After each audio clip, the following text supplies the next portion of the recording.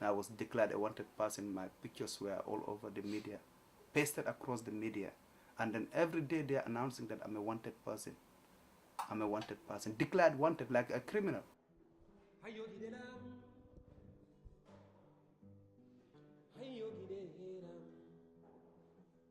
I don't know how I even survived. But it was very challenging. It was very, very challenging. So the thing that keeps me going is the inspiration of people like that. So if they can do it, I can do it, man. I can. There's an opportunity to do this, and I am not settling for just having a job and getting a check going back and home. I just want to do something with my life. Now, what I'm going to start with, I'll write a book. I'll write a story about what I went through. I'll write a book and share that with the world.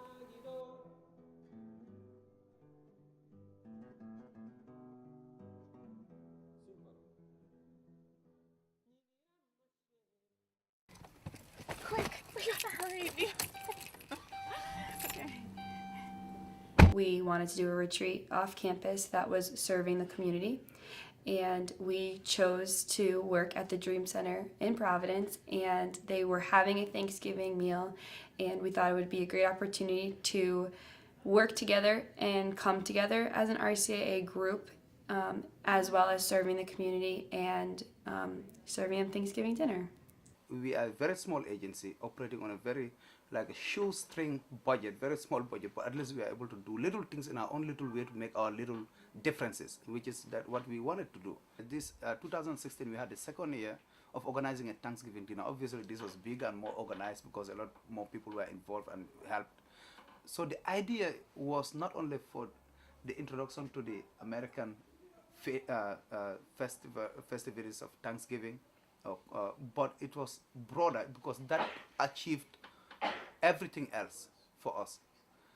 And one, it was able to bring refugees with the larger community to interact, also feel involved. Two, to be exposed to the American culture. And this is unique to America, Thanksgiving. And then most of them, it was the first time experiencing Thanksgiving.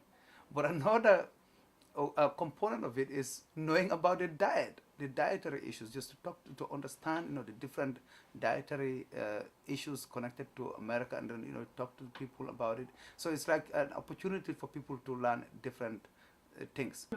Two of the gentlemen actually had just gotten here the night before, so that was awesome. I literally got chills when he said that. So just that we got to spend their first day in America with them was awesome.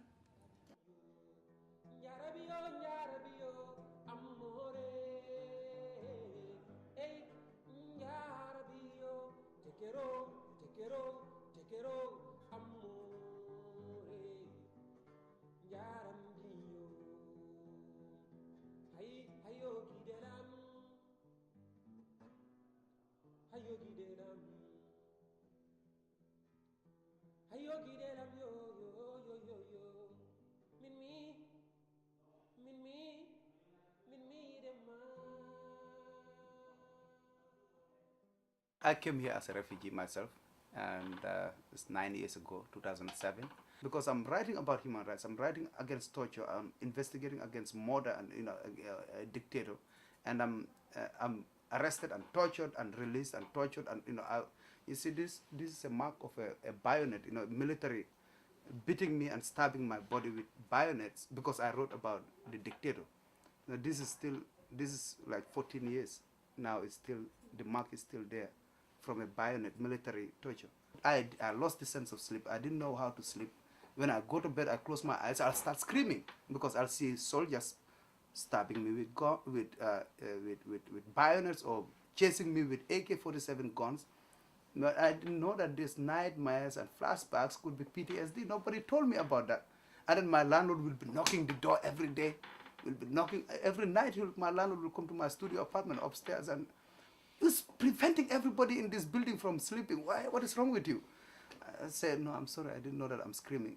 I mean, obviously, the term dream is to help people achieve that American dream because there are opportunities, there are possibilities, and there's a dream. And that is possible for refugees to build with their new life that they're starting in the U.S.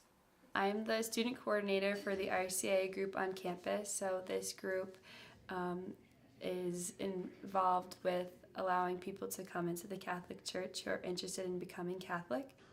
I think it helped to strengthen my faith because I remember before we went on the retreat, Father Dominic was like, look for God in them. And honestly, you just saw that through their just strength in getting here. Like they never gave up, and they always like a lot of them explained to us how they turned to God. You know, during times of trouble when they were like, are we even going to make it to America? They just turned to God, and it was awesome to hear that because that's what we've been learning about in class, like turning to God in times of trouble. So just their stories and their faith, how their faith strengthened by coming to America. That was awesome. I'm very, very religious to the extent that my sense of spirituality saved me, because in my own belief, you cannot commit suicide. You cannot kill a human being, and you cannot commit suicide. And that is the only thing that saved me. But I didn't want to live. I wanted to die because I was suffering. It was just too much. I couldn't handle it. But I know I would not commit suicide. That's what saved me. Imagine people that don't have that spirit, that kind of sense of transcendence.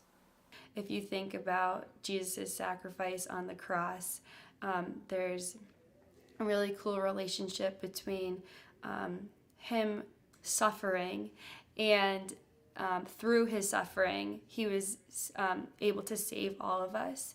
And if you think about the refugees, the reason why they needed to be saved was because they were suffering in their home countries. So that parallel was drawn after we served there, and we were able to meet the refugees face to face.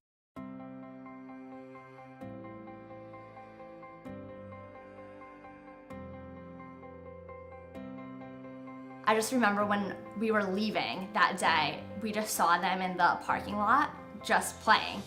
And it just occurred to me, I was like, these are normal kids, you know? These are, like, they don't understand what's going on. You know, these are kids just like we're kids.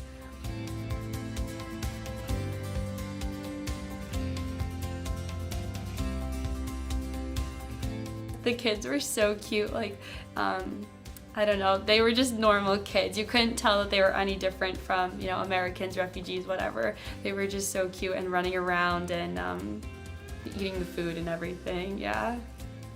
The strength of humanity, you know, being kind, showing love, that's what I see all around.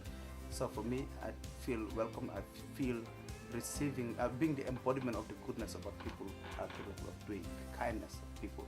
So I think it's humanity, just seeing human beings as human beings and helping them and supporting them. So that's what faith can do. I think I don't take the credit. People that did that for me and for people like me are the ones that deserve the credit.